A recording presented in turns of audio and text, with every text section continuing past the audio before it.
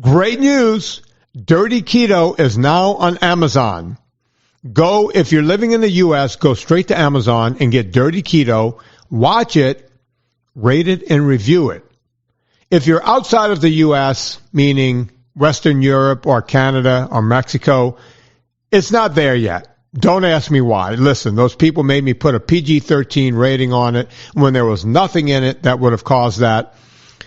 But let's get ahead of this thing. Let's watch it, rate it, and review it. Go get Dirty Keto right now, and on with the show. Thanks for listening to Vinny Tortorich on NSNG Lifestyle Audio.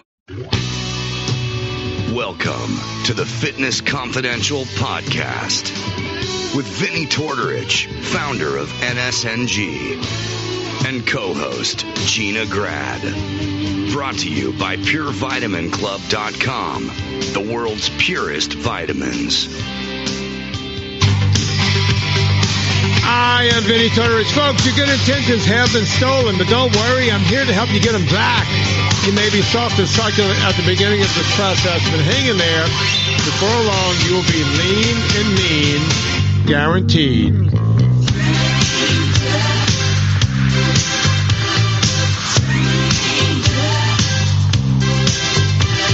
It's hot here at night, lonely, black and white on a hot summer night. Don't be afraid of the world we made on a hot summer night. 'Cause when a lonely and lovely walks by, yeah, you can see her look in her eye. Yeah, it's hot in the city tonight. We're going to be talking about heat. Look, we're getting into the fall. Football season has started. You start thinking about cooler days, but not so cool, right? One, Miss Teresa Strasser? No, I mean, we were talking during the break, and of course we're going to talk about it during the show. Some really seriously tragic news out of Alabama where not one but two high school football players died. One had a head injury during a game, but another had what they're calling a medical emergency. This is a 14-year-old running back, I think about 115 miles southeast of Selma. He had a medical emergency during a practice. It was an afternoon practice, and they're saying it was about 96 degrees. Okay, so just to give people an idea, when you go into August practice, and we're recording this at the end of August, and it's 3 weeks in hell in August. You start, most states start, mandated, you can't start before the 11th of August, and you're doing 2-a-days, meaning you're on that field at 7 o'clock in the morning for 2-3 hours. You sleep all day and try to eat and drink as much as you can, and you're back on the field somewhere between 3 and 4 o'clock in the afternoon for another 2.5 or 3 hours. By day 2, you're dehydrated, and you're fighting dehydration the rest of the time. You can never get enough water in you, right? They've changed, like back in my day, they tried to not let you drink water. They were like, we got to toughen you guys up. You're not drinking water during practice. Now it's mandated. You got to take water breaks during practice. They even have water breaks during games where the referees will stop the games if it's too hot, and it's a mandatory water break, which in my day, that never happened, right? So I would do a thing because I was just this crazy athlete that wanted to figure out everything ahead of time. So I used to do this thing where as soon as summertime came, we had central air in my house, which means we had the vents up in my bed. There was a vent. So you can still see, if you go up to my mom's house, you can see the duct tape marks around that vent. I would put a piece of cardboard on that and duct tape around it so that no cool air can come into my room. I slept and sweat every night in a hot room in Louisiana heat. Trying to get yourself accustomed to the heat? I wanted to be ready for the heat at all times. Now, is that a smart thing to do? I don't know. All I know was it was up to me to change my sheets every morning, put them in the wash, put them in the dryer, because I was sweating, right? I was sweating every night. The mattress was just soaked. Everything was just soaked. And when I drove my car around, my car had air conditioning, but I kept the air conditioner off. I was wearing gym shorts all day anyway. I would just drive with the windows up and it was like sauna, just baking in there all the time. I specifically went out to the football field at 1 o'clock in the afternoon after my weight training workout in the morning and run my wind sprints and do all of my agility in Louisiana heat in the most stifling part of the day. I did that every day. I lived in heat. Now, somehow my body got used to it. I don't know if it helped me. I don't know if it hurt me. But I can tell you this. Later on, when I became an ultra cyclist, whenever we had races in Death Valley, the hotter it got, the better I got. Not the faster. Everyone slows down in the heat, but everyone else would have to actually stop, and they would sulk in the heat. They couldn't go anymore. I was able to at least keep the bike going, right, in 110, 120 degree heat, because I learned how to live in heat. I taught my body to operate in heat. And I did that every summer, starting in probably 8th grade, because after that first 7th grade year, when I went to August practice and I was suffering, I said, I'll never suffer like this again. And that's when I was on the weights. I was working out at midday, and I started taping off just the vents in my room. But here's the thing. Well, Go on, ask. I know this is kind of dark, but I feel like there's this story every year where there are some fatalities in high school football. And when I go to football games in my neighborhood, I feel like there's frequently an ambulance out there. Did you ever see at practice or at games any really bad injuries or kids going down from heat stroke? Yeah. Well, hell, this kid went down with bad injuries. I got carted off in a meat wagon a few times in my life. We would have heat stroke in practice. What they would do is they had it was like a big, long aluminum tub or galvanized steel tub. And they would just put you in there and pack you in ice and water and try to get your core temperature down. But yeah, kids would lose it out there. I never did. Sometimes I wondered how I didn't. But kids would get dehydrated. They would get, heat stroke. It was bad. Well, bad. They say if you're thirsty, it's already too late. Like you should be hydrating a day before a game or practice, or you know what I mean? Like just round the clock. You can't be drinking, but at the point of you being thirsty, it's too late. Also, like there's a lot of things we don't know about this case or any other. If people had underlying undiagnosed heart issues, arrhythmias, all of that. They make kids get pretty extensive physicals now. It's just down in that heat. It happens every year. It happens in Louisiana, Mississippi, Alabama, Florida, because I don't think people can really understand that humid, hot, just buckle at your knees heat. It's bad. As an Arizona baseball mom, shout out to catchers. My kids do not play catcher. One of them's a lefty and one of them's a shortstop. But I will say that they've been part of state all-star teams for 4 of the last 5 years. And Arizona actually has a rule that applies just to catchers because obviously they're in the tools of ignorance, right? They're like covered in gear. They allow just the catcher to have a cold towel behind their neck. Because just think about that. Like I've seen my kids play in games where it's 1:15. Imagine being at 1:15 and you're in all that gear and you're squatting. Like a catcher's involved in every pitch. So it's not like you're ever just like hanging out, hoping the ball comes to you or doesn't. So yeah, they've made a special rule just for the catchers. There was a product called Florida Water, and it's still around. It's Florida Water is supposed to be. It's something that was used in barbershops. You know, after they shave your neck, they would put this kind of alcohol-based stuff on you, right? It's got a smell to it. It smells kind of weirdly minty or something. I don't know. It smells like liniment. But we would do a thing in baseball in Louisiana in the summer, and also football.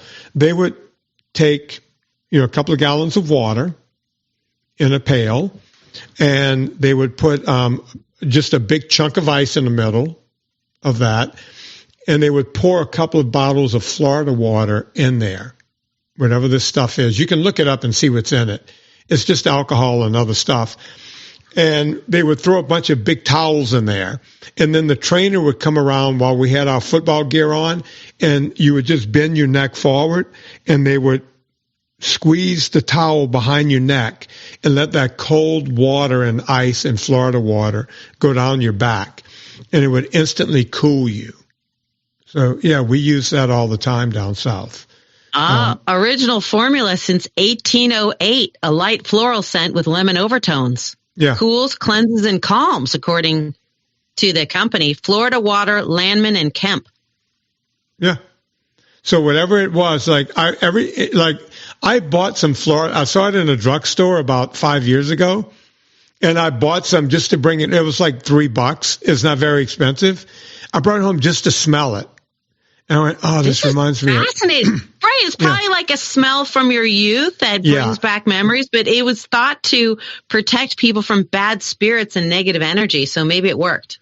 It worked for football. They would pour that ice cold water. They would, trainers would just come and squeeze it down our shoulder pads, because you have the helmet on, you have the shoulder pads on. You're just this heat sink, right? It's just, and you can't get it off of your body. And the water on you sometimes help more than the water you can actually get in your body. You needed both, but you had to keep your core temperature cool. So they would do that. Yeah. Well, I don't know when you're going to air this, but are you excited for NFL season? Oh, God, I can't wait. I watch. I love it. I love the athleticism. I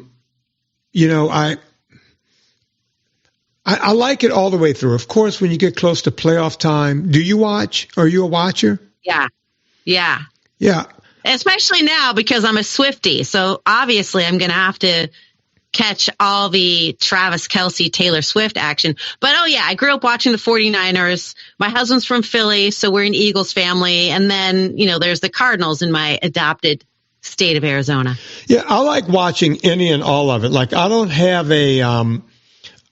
like a favorite team. I always want the Saints to win. It doesn't matter to me whether they do or not, but all my brothers have my two younger brothers have season tickets, and it's a big deal for them every week to go to the Superdome. And I played football in the Superdome, so I'm very familiar with that stadium. But I'll watch any game. If there's an early game on Sunday, I'll watch the whole game from either my spinner or my rowing machine. So you got to get that zone 2 in. Yeah, just get my zone 2 in. And you go, Vin, you're kind of a stickler. Well, the afternoon games, then I'll go out to the skeet club. Whatever game comes on between, 3 and 5, I don't see, because I go out and shoot skeet. And then I come right back, and I make my wings. I figured out how to make NSNG wings, right? And I make them very flavorful. And I use the Frank's hot sauce, and I'll sit there. And I was going to say, you're throwing the Frank's on there. Oh, yeah. If Frank's is healthy, you can get some Frank's. I take Anna Vocino's dill seasoning. So I'll take creme fraiche and mix the dill seasoning in, so I have something to dip them, dredge them through. Oh, my God. That sounds good. Oh, it's ridiculously good. Some weeks I will make sausage, like 3 or 4 different kinds of sausages, and cut them into medallions, and use I used the hot mustard, and I do that. For the late game, I actually have a drink. It's the only time I have a drink. What do you have? usually Scotch or straight tequila. I have some really nice. Do you have a brand? Are you like a Casamigos guy? Casamigos makes a really nice tequila. Their añejo is really nice. There's a cheaper tequila that's really nice called Centenero Añejo, which for a lesser cost you can get a good tequila.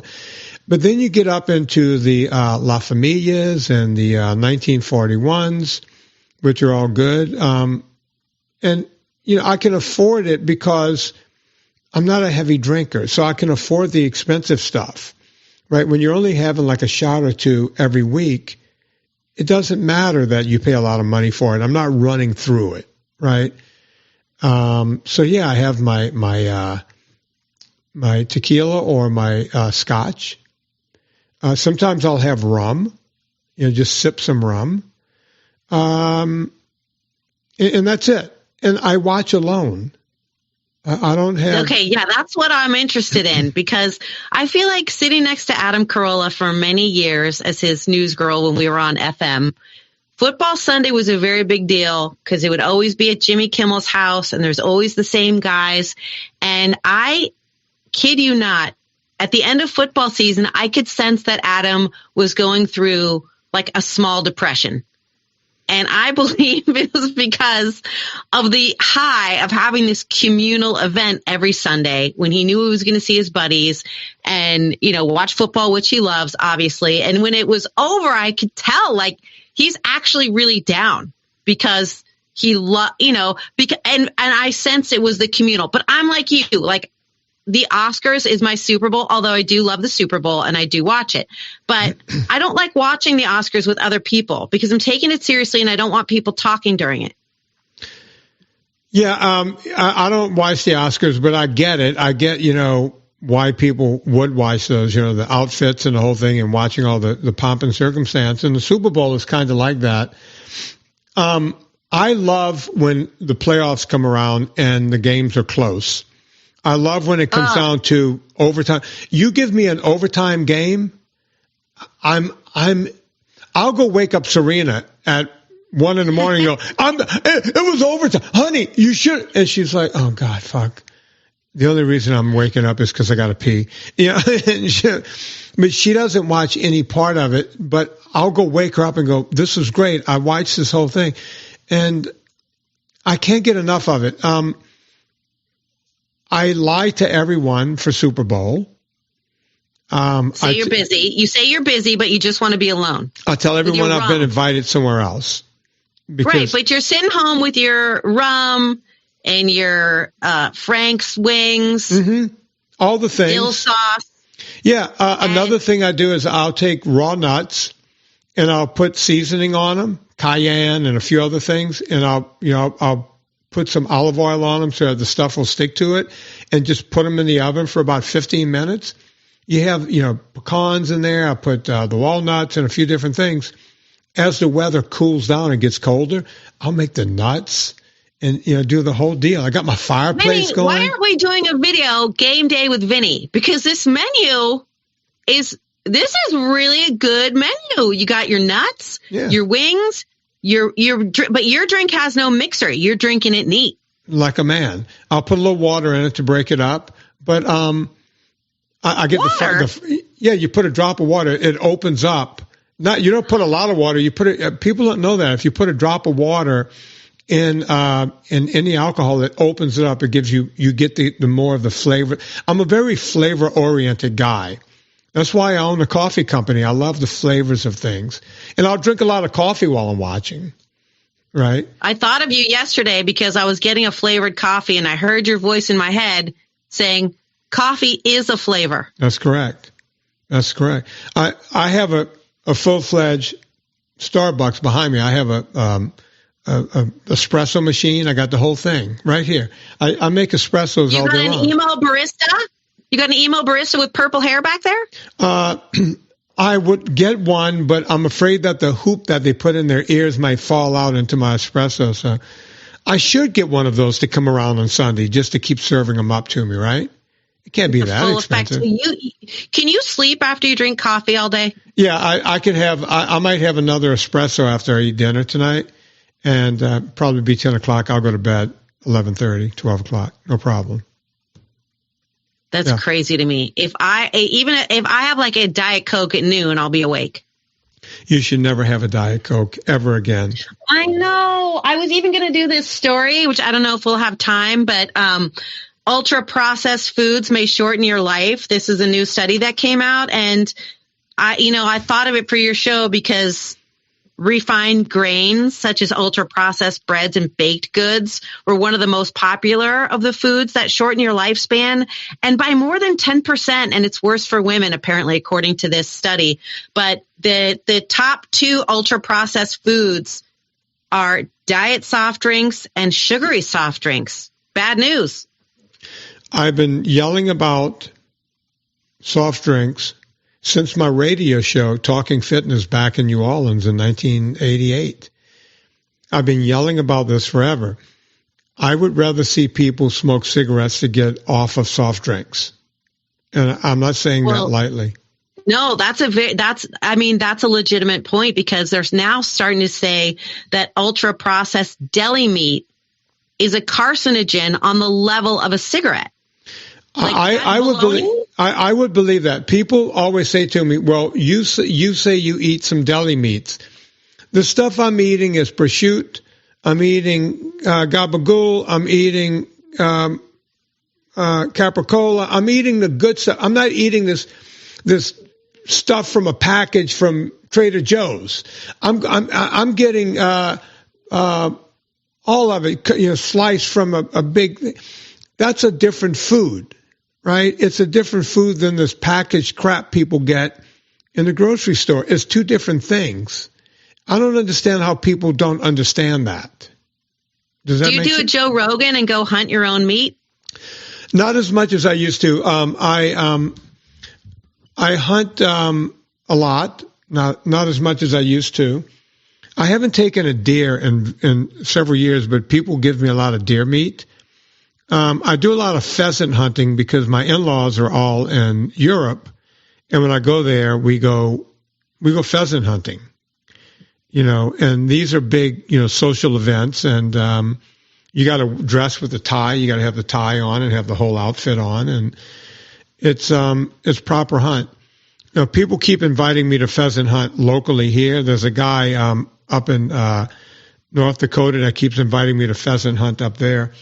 But yeah, I take a lot of animals every year, and I eat everything I take. You're never going to believe this, but no one's ever invited me to a pheasant hunt. It's weird. Really? Is that because of my trailer park roots? No, I grew up hunting, and I grew up pretty poor. We weren't dirt poor. Samesies.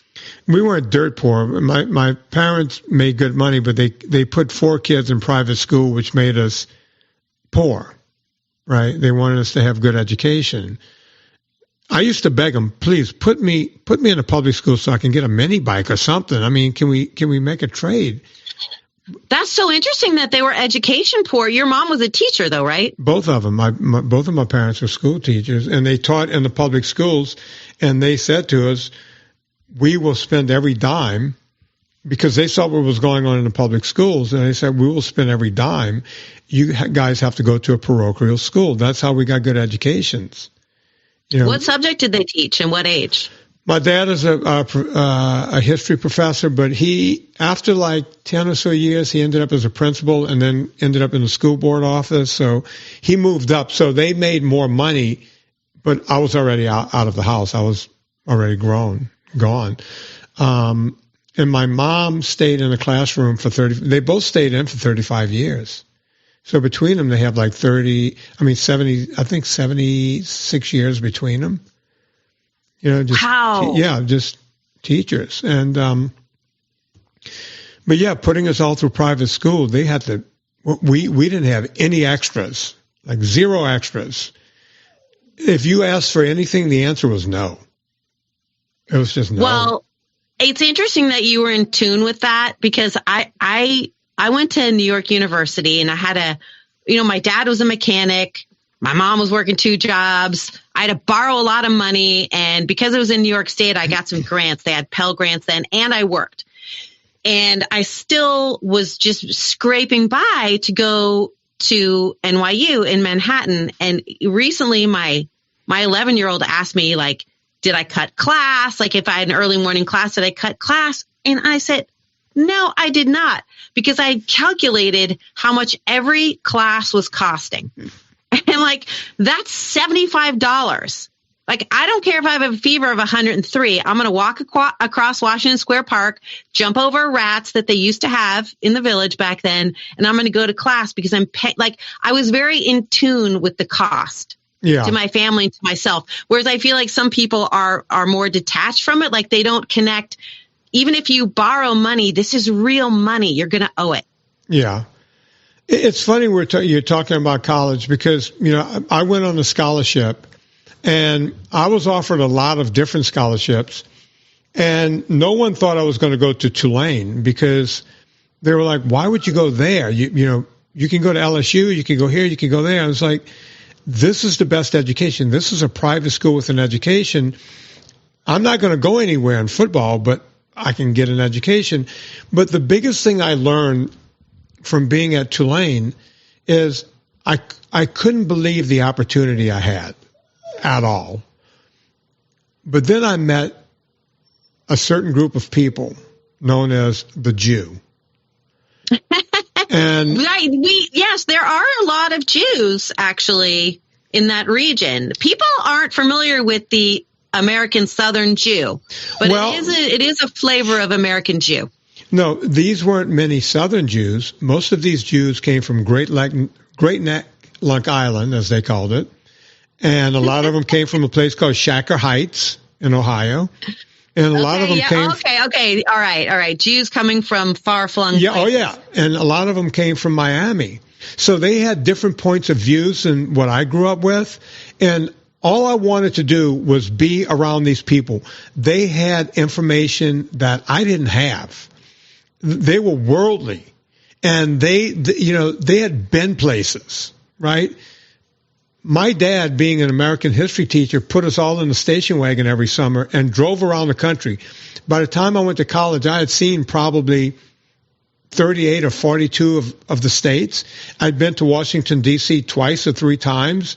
My dad put us in a car and just bored us to death all summer, every summer when we were kids. So we had that education, but then when you meet the Jewish kids, I couldn't wrap my head around the amount of money that these kids had, right? They had Porsches, right? They came to school in a Porsche, right? This is like unheard of. And I'll never forget, after my second year of school, everyone was talking about JYA. And I pulled a friend aside and I said, what's JYA? Everyone's talking about JYA. And she goes, oh, it's junior year abroad.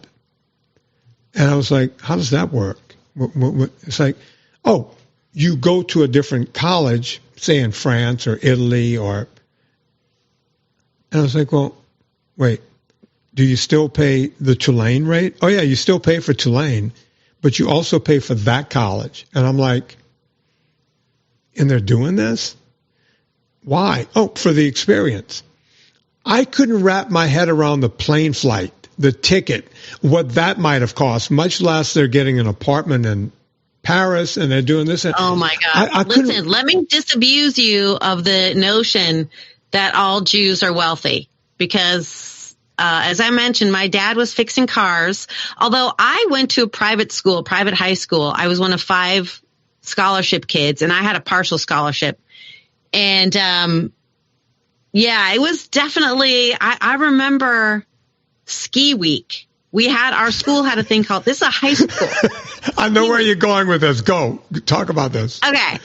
Obviously, skiing is for wealthy people. Yeah.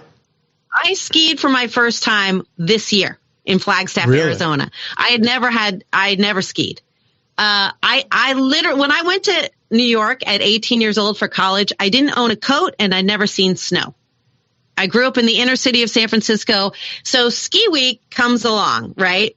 And everybody goes either to Lake Tahoe or the super wealthy people will go to like Switzerland or Right. You know, they'll right? Like Chamonix or wherever they go, Les Alpes. And then the kids who are stuck at home, the school has to put on some kind of programming, right? So they had, you could choose from the classes you wanted to take. There was like the physics of billiards. This was a very, academic school. And then there was like a cinema studies class. So, you just like sit around bored with whatever teacher they conned into staying, back for ski week. And then everyone comes back. Vinny, you know what I'm going to say. They come back and they have what? They have the they got T-shirts on the jacket, tag on their zipper, and then they have the sunglass tan. Exactly. And it just says, "I'm so rich, I pay to put sticks on my feet and go down a snowy hill fast." While you were sitting here learning about the physics of pool. How did? By the way, did you see the movie The Leftovers or The Layovers or whatever that is? I lived it. Yeah. Okay. I had that same. Paul Giamatti. I had that same. Your experience was my experience. They would come back with the ski jacket with the thing on the zipper, and I remember the first time. Hey, you got a price tag, and it's like, oh, it's got Aspen on. Oh, okay. Aspen. That's perfect. Yeah, they would all have the tans and the whole thing, and I couldn't wrap my mind around any of it. The only snow I saw as a kid was, and I wrote about it in my book, I would watch Wide World of Sports. And they would go, oh, we're ski championship from Kitzbühel. And I would sit there and go, I want to go to Kitzbühel, a place where they killed Jews in 1941. I want to go there because look at the fun these people are having. Right? Thanks. I'll avoid that town, but I was also very big into the winter sports. Like as young me would watch figure skating for every single second that it was on, or skiing, ski jumping, curling, any winter sport. I'm there for it. Same here, because I'd never seen it. And I'll never forget, I was 27, and we'll make this the final story and we'll go. Unless you got a story. I was 27, and I'd been going to Aspen every summer to train rich people from New Orleans. And they would all say to me, why don't you come back in the winter? And I was like, I can't take you guys hiking in the winter. I don't know anything about snow. Well, my friend had the house in Aspen, right? And he said, Vin, why don't you take the house for a week, 10 days, whatever you want. Just go take the house and go see if you like it up there. So I called my best friend from childhood, Jim, and I said, Jim, I'm going to Aspen, and I know you're the only kid that I knew that got to ski when we were kids. I have this free house. You can stay with me in the free house. The only thing is you got to teach me how to ski. And he said, Vin, I'm going to come with you, but I can't teach you how to ski. And I said, but you know how to ski. He goes, yeah, it's years of lessons, but you don't just teach someone how to ski. And I was like, okay, just come with me and show me the ropes. So we go to Aspen. I'm 27. We go to a place to get me outfitted. Now, Bonzo, I'm done in a minute. Calm down. I had to buy what I had to buy. I had to buy the ski pants. I bought the cheapest ones they had. And I bought the ski jacket. I bought the cheapest one they had. But I rented everything else, the boots, the skis, the poles, right? I think I bought gloves too. So I have everything, and I'm ready. And I go with Jim to Buttermilk Mountain, the easier mountain in Aspen. And Jim says to me, he goes, Vin, look, I know what you're going to do. You're going to do that Vinny thing where you visualize it and then do it. He goes, but I don't want to be any part of that. He says, I really think you need to hire someone to teach you how to ski. And I said, okay, Jim, let me just watch. So Jim put his skis on. He goes, I'm going to go do a couple of runs. And I said, Jim, I'm going to be right here when you get back. I'm standing at the bottom of the mountain. I got my poles in one hand, and I got my skis in the other hand. And I just sit and I watch people. I'm watching people get on the chair. I'm watching them come down the mountain. I'm watching everybody do everything. And then Jim finally comes up and, cuts right in front of me. And he looks at me, looking at the mountain in this gaze. And he goes, oh, boy, you're doing that thing, aren't you? And I went, oh, yeah, I'm doing the thing. He goes, how much longer do you need? I said, I think I got it, Jim. So I said, Jim, how do I get these skis on my feet? So he showed me. My boots were already on. He showed me how to clip in. He goes, you got to get the snow off the bottom. You got to clip in. So I clip in. And he goes, you got to put these things on your hands, these poles. And I went, okay. Am I clipped in? He goes, yeah, you clipped in. And I said, move out of my way. And he moved, and I threw myself on the ground. And he goes, what the fuck is that?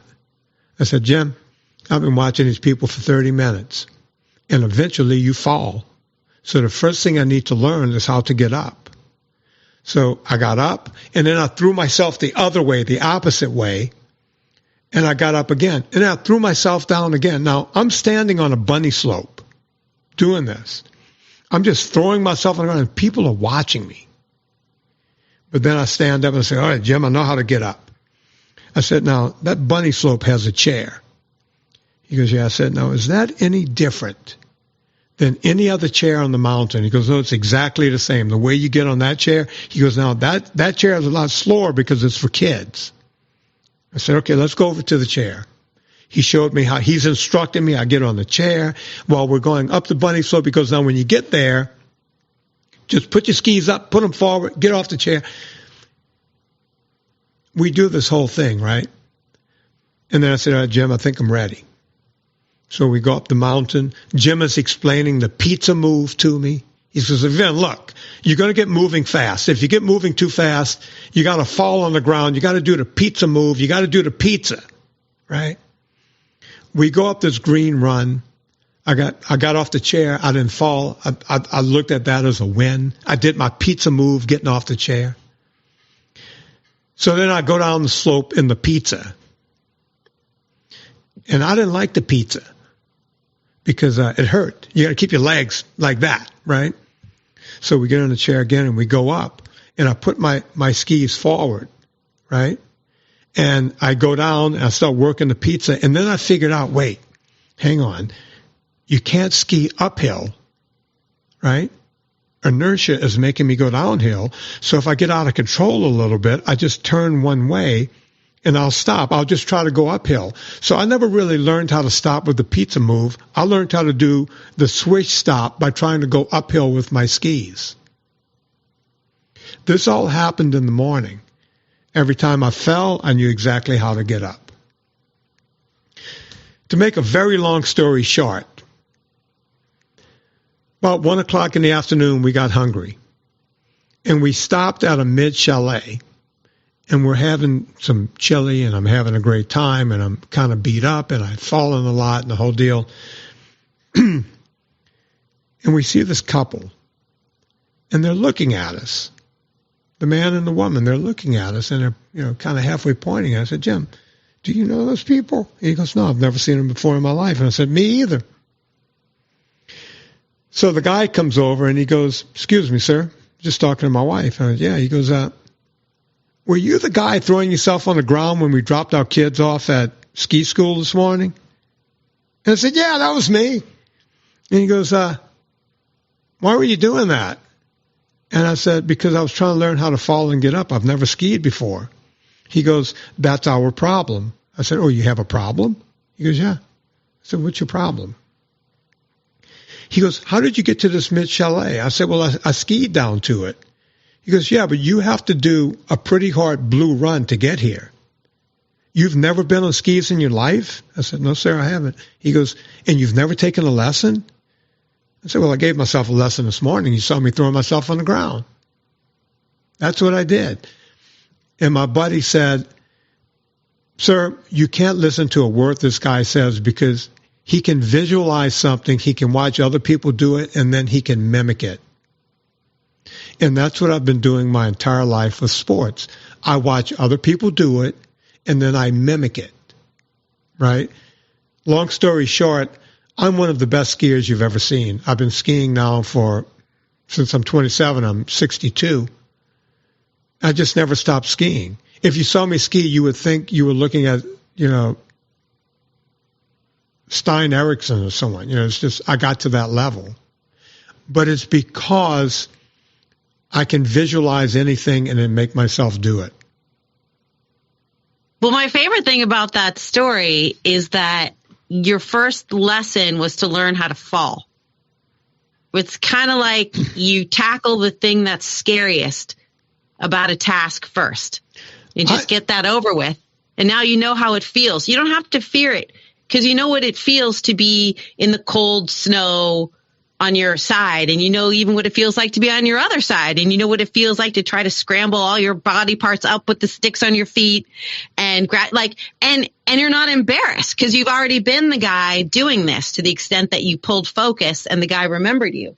So you've done the hardest part first. I didn't find that. I thought that was the easiest part because it's easy to fall. Right. And as a matter of fact, Jim, when I fell, I was trying to get up with my hands. And he goes, no, you have to use your poles. And he told me a few things. I left a lot out of the story. He was like, when you fall on the mountain, get perpendicular to the mountain. So when you stand up, you don't just ski all the way really fast. Smart. Yeah. So he was giving me instructions, and he goes, use your poles to push you up.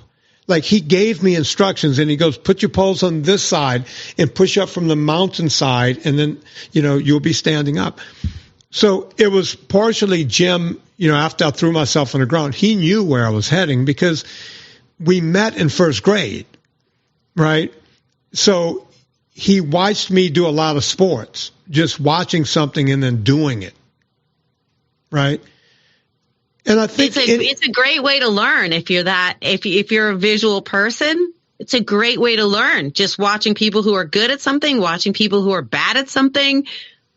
And just like you did, take a half an hour and just observe. And then you had a few pointers. You had the pizza and the stand parallel and how to get up. Yeah. And I love that story. I had no idea you were a real skier.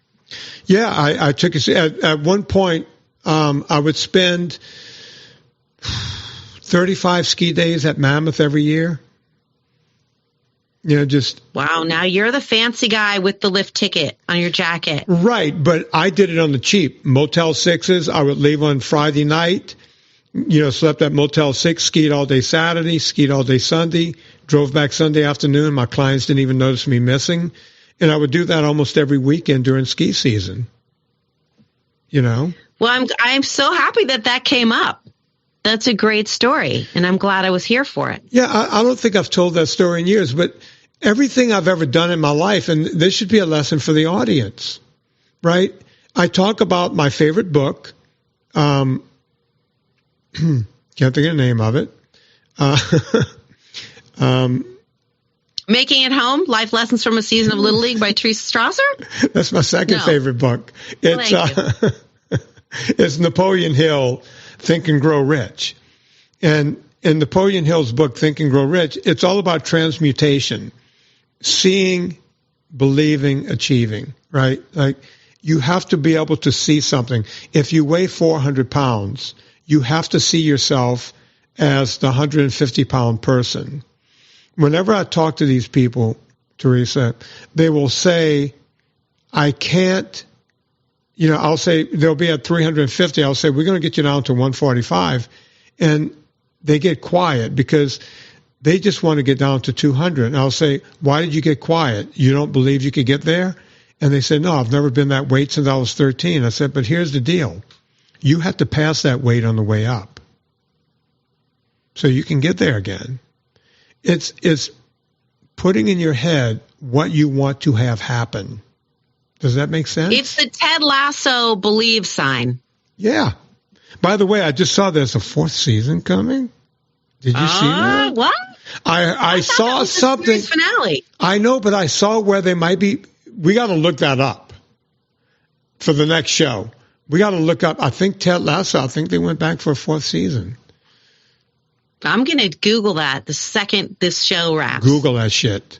Yeah. I don't know if I have any songs to end this, so we're going to just end it. Folks, it is my second favorite book behind my favorite book, Think and Grow Rich. Teresa Strasser's book. Dare I say it's an inspirational book. It really is an inspirational book. You know, people need to understand that. I didn't think I was going to like it. It's like a chick is writing about baseball. It's not about baseball. Go read this book. It may help you as much as it's helped other people, including me. So go get it. You know what to do. We all go to Amazon. Before you go to Amazon, go to VinnyTortorich.com. Click through the banner. It puts a little coal on the fire, gets my train down the track. And that's it. You know, we'll go out with Billy Idol since I have nothing else. So on behalf of Teresa Strasser, my name is Vinny Tortorich. Put life into living and do it with just a little more of Mr. Billy Idol.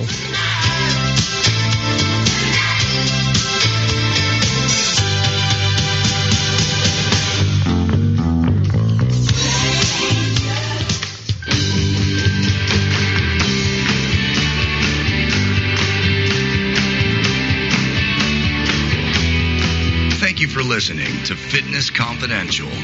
Get more information at VinnyTortorich.com. Remember to rate and review us on iTunes and follow Vinny on Instagram and Twitter.